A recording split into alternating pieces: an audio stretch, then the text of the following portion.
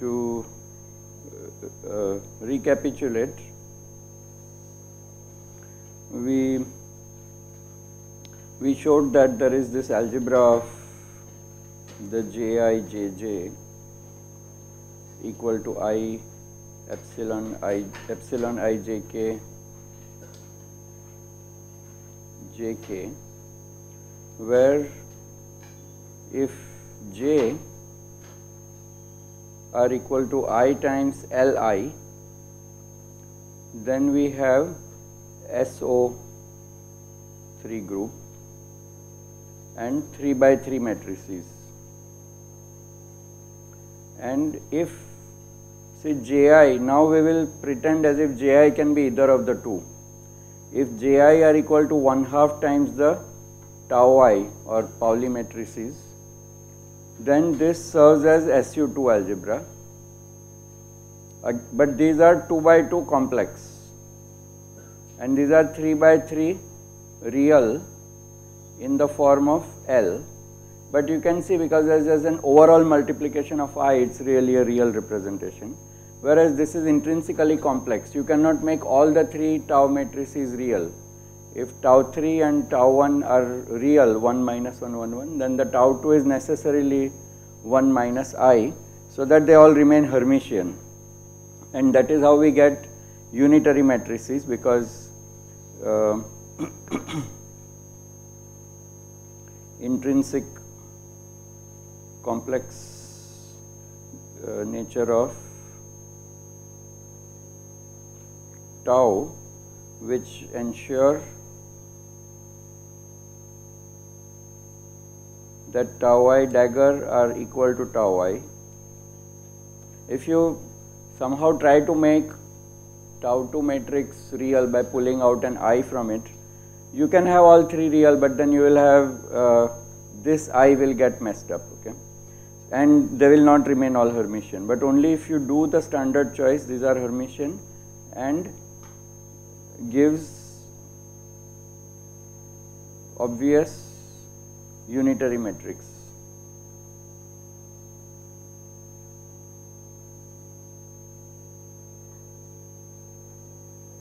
Under exponentiation.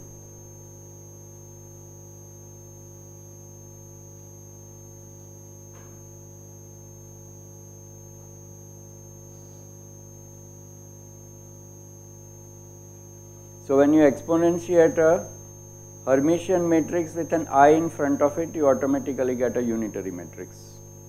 So that ensures all that, and so that is a good convention to use and is the standard one. Now next we saw that topology, that the SU2 is a double cover and all that. Now we will see the representations. So for representations, we started with the J plus J minus construction.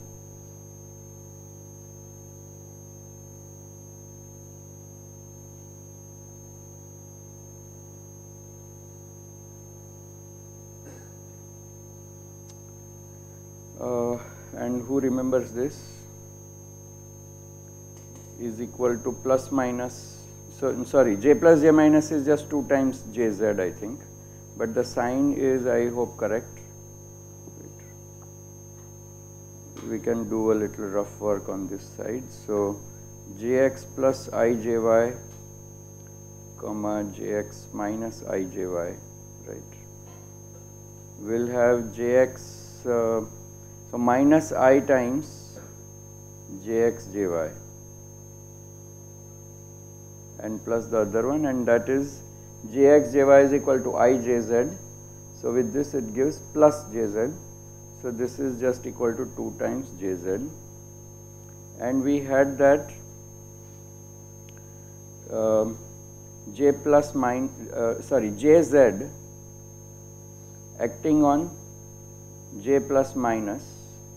I am calling acting on because actually if you write it in this order, Jz, J plus minus, then it's easy to see what happens to the state. I'll show it again. So this I think we found to be equal to plus minus J plus minus, and as a result we find that Thus, if Jz acting on M is equal to M times Jz, so we choose the basis to be eigenvalues of Jz, then what happens with application of J plus or minus on M? So suppose M is an eigenstate of this Jz. So if we apply J plus minus to one of these eigenvalues of J3 and then check again what it has done to the eigenvalue. So we query what is the effect of Jz if I take an old eigenvalue but hit it with J plus minus. Then we can rewrite this as equal to Jz J plus minus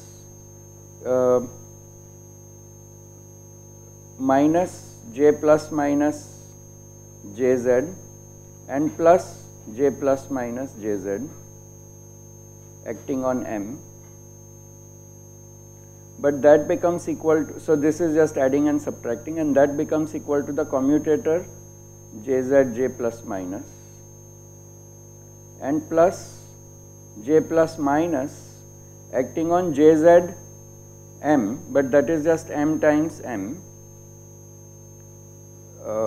So I should write like this first, and then that becomes, because Jz commutator is this plus minus Jz, that becomes equal to plus minus J plus minus, and M I have to put here, thank you, and plus J plus minus times M on M. So I get back M plus minus 1 plus M J plus minus M. So the eigenvalue M is augmented or reduced by 1 by application of this J plus minus. Now to prove the next things, we need to use some tricks, and the trick is that if you take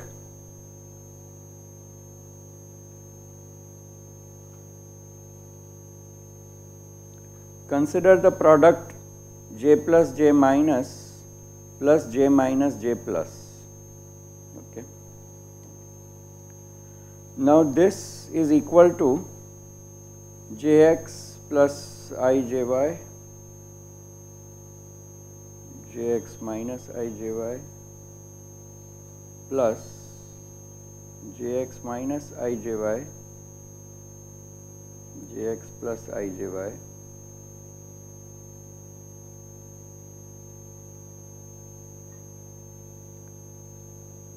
so it becomes equal to Jx squared, then here it becomes equal to plus Jy squared, and then we get a cross term which is equal to I times Jy Jx minus Jx Jy. So we get the Jy Jx commutator, and then from the second term we get again Jx squared plus Jy squared.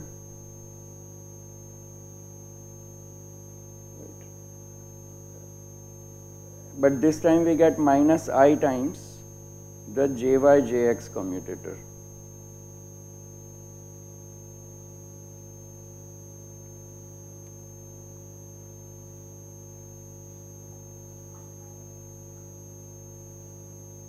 Jx plus Ijy, right.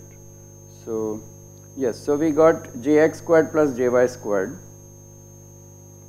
which is equal to, so these terms cancel, and we got Jx squared plus Jy squared twice, so we can write it as equal to 2 times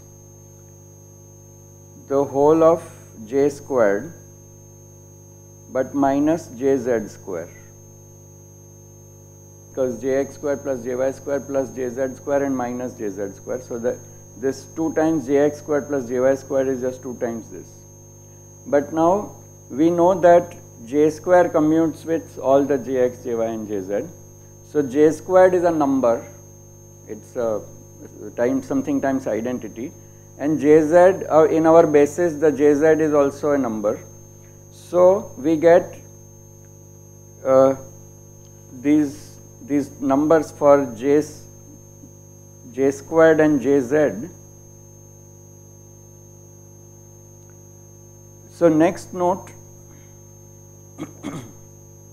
that j plus is equal to j minus dagger, right, because this is jx minus ijy.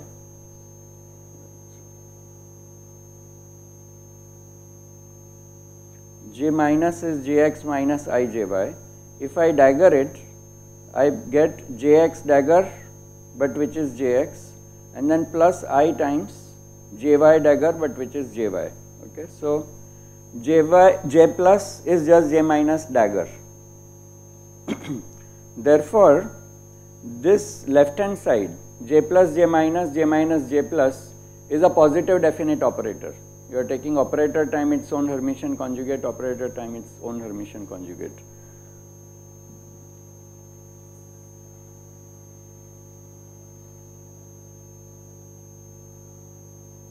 Is of the form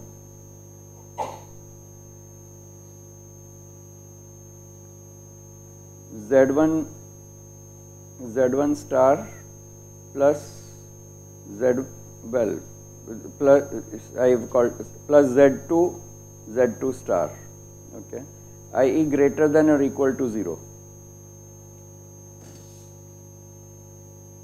So although they are operators, you know they're if you represent them as matrices, then they will follow this same rule, that if you take matrix and its own dagger, then all its eigenvalues will be positive. So this is positive operator.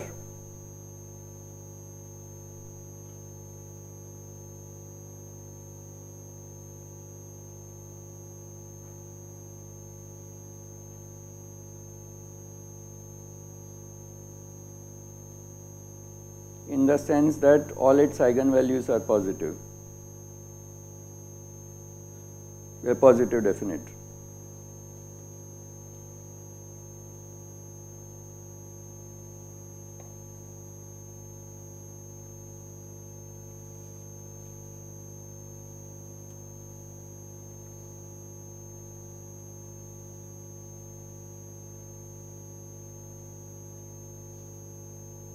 So this is getting to be a slightly boring proof, but I'll just go through it because actually you will probably do it in quantum mechanics class.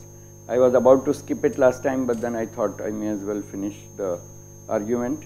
So we are now observing that I have a positive definite operator, and this side are things that become numbers. Thus on any state M, we would find that 2 times m j squared minus jz square m, which should be equal to 2 times, and let us call this for the time being j squared. I think we'll just call it j squared, you know, where it is some number, j square minus m square.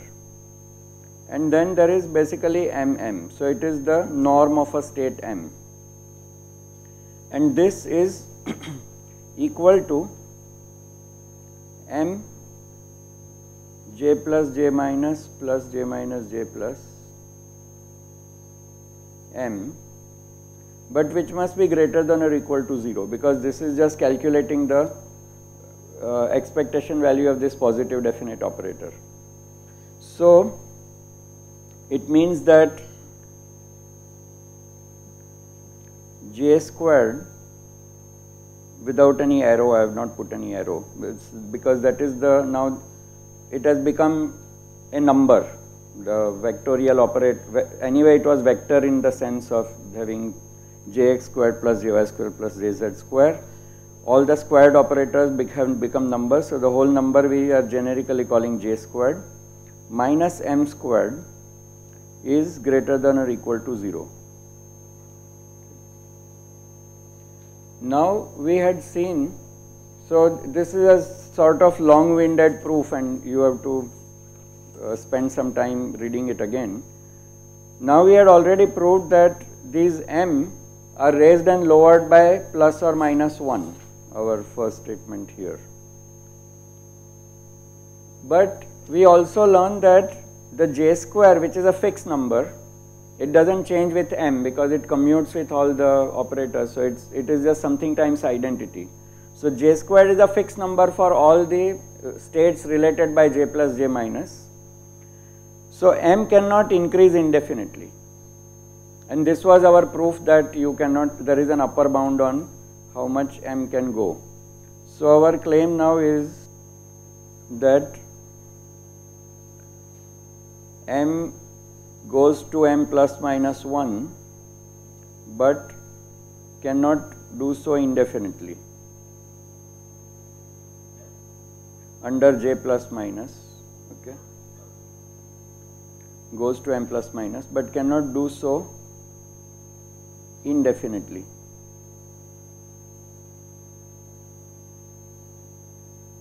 Because there is an upper bound, so because j squared is fixed,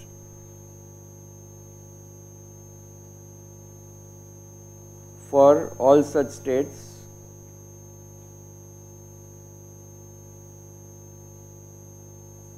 raised and lowered by j plus minus.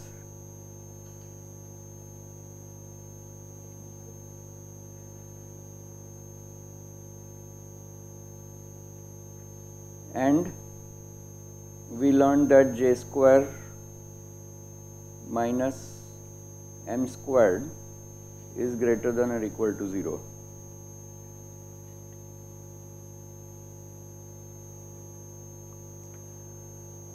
So this is the reasoning for why m has to be capped. So thus there must be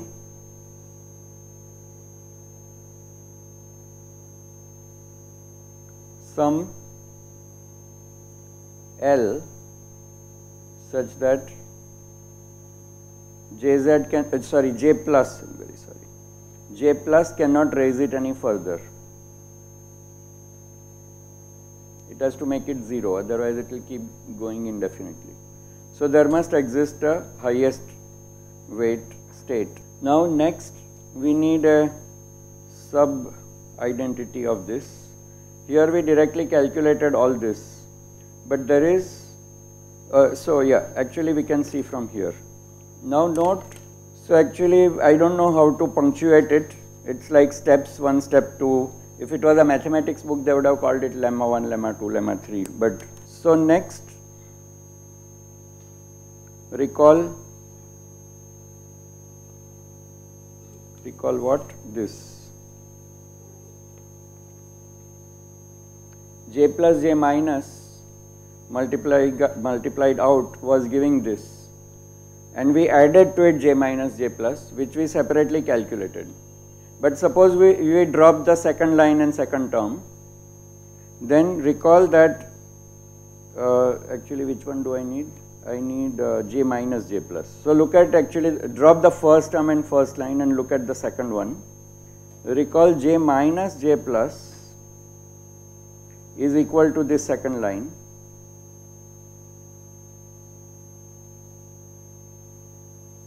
And then minus I times jy jx. Jy jx is minus of jx jy, so that removes this minus sign. But then that becomes equal to I jz. So I times that I becomes a minus. So it becomes minus times jz. Okay. So the j minus j plus is equal to jx squared plus jy squared. So this is from page 3.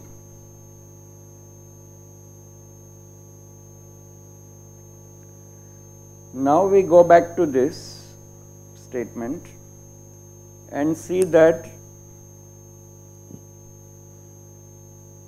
thus 0 equal to, j plus on L is equal to 0, but I can now hit it with a j minus in front and nothing will change, right, because j plus L was 0, so I multiply by j minus on the left, it is still 0, but then that is equal to this,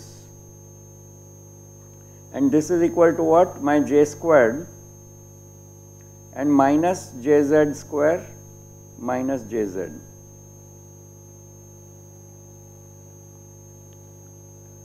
So, if the highest value is equal to L, thus I find that j squared value is equal to L squared plus L, because L is the eigenvalue of Z.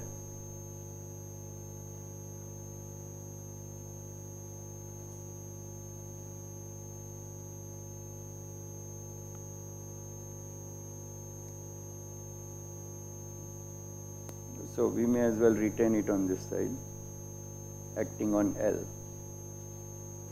So j minus j plus acting on L is same as the combined operator j squared minus the known operators acting on L, but these have eigenvalue L on the state L. Whatever L is, we don't know it right now, it is whatever the highest value of M is. But the j squared value gets fixed to be equal to that value, highest value squared L into L squared plus L. This is of course a famous result which everybody knows, L into L plus 1. So since we already know that this is greater than or equal to 0, we also know that there is a lower bound. So M cannot decrease indefinitely because this is an M squared. So M cannot be going negative indefinitely. So there is some lower bound also. So continuing, if the lowest eigenvalue of Jz is L prime something else, then we know that J minus L prime must be equal to 0. But that implies that J plus J minus on L prime equal to 0 equal to, and now we play the same trick. Instead of writing here on the highest weight we have to apply J plus to get 0, on the lowest weight or lowest eigenvalue we have to apply the J minus and then J plus. So we look back and find out what was J plus J minus, only that sign changes of this this sign. So it becomes equal to J x squared plus okay, one step, Jx squared plus Jy squared, but plus Jz on L prime. So that is equal to J squared minus Jz square, but plus Jz on L prime, and this is equal to 0. So this implies that J squared, which we already determined was equal to L into L plus 1, is equal to minus L prime squared plus L prime. So replacing these operators by their eigenvalue on L prime. That means that L prime must be equal to minus L. So the only way this will be satisfied if this is true, right. So we have transferred it to this side. Thank you. So this 0 equal to this, therefore J square on this equal to L prime square minus L prime, right.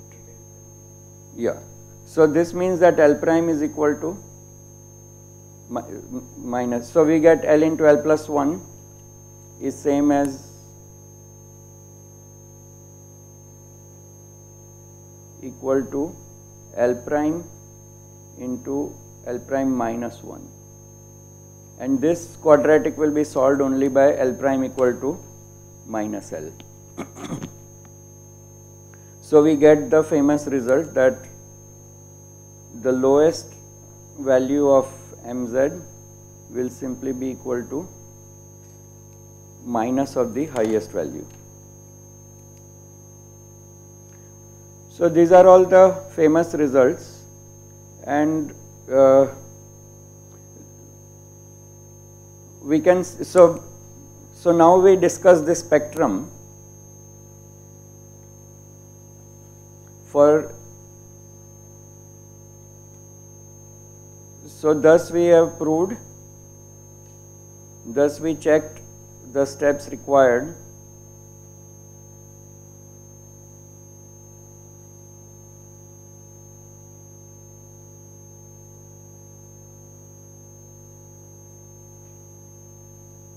to show that the spectrum of eigenvalues. So I am using deliberately this word spectrum of eigenvalues because that is what they are called. In all the advanced Hilbert space theory also, the eigenvalues is called eigenvalue of spectrums. If you have ever seen a spectrograph, the way it splits out the spectral lines, it's like spectrum that goes on forever. So these we have checked to show that either you have half integer eigenvalues or integer eigenvalues. For L,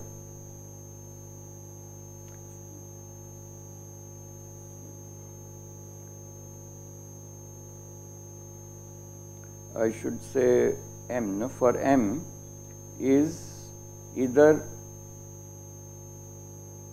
integer or half integer.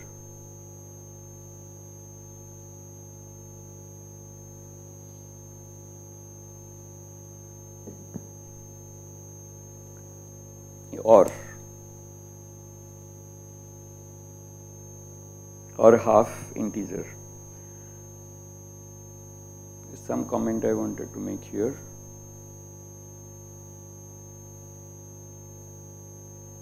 So correspondingly we get spin, the half will not be admissible for the real algebra, and integer will be used for the angular momentum algebra. But there is one more comment I wanted to make. Oh yes, and right. And the point is that each one of these is one irreducible representation. For each fixed j squared equal to L into L plus 1, we get one irreducible representation of the, let us for the time being say, the commutator algebra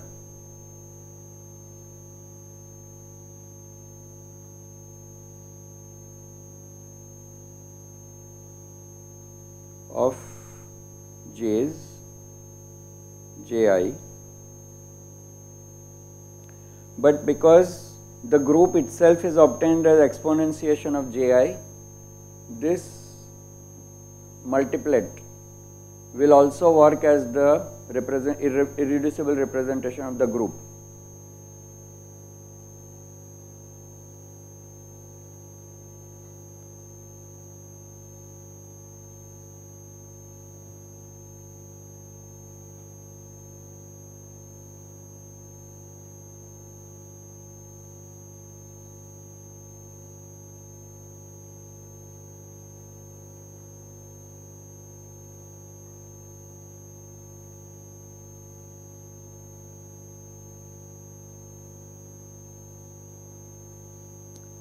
Integer spectra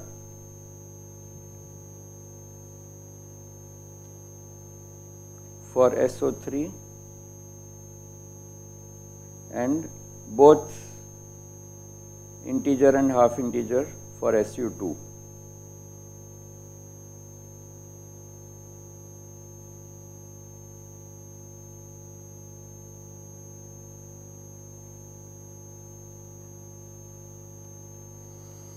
So that is the final summary.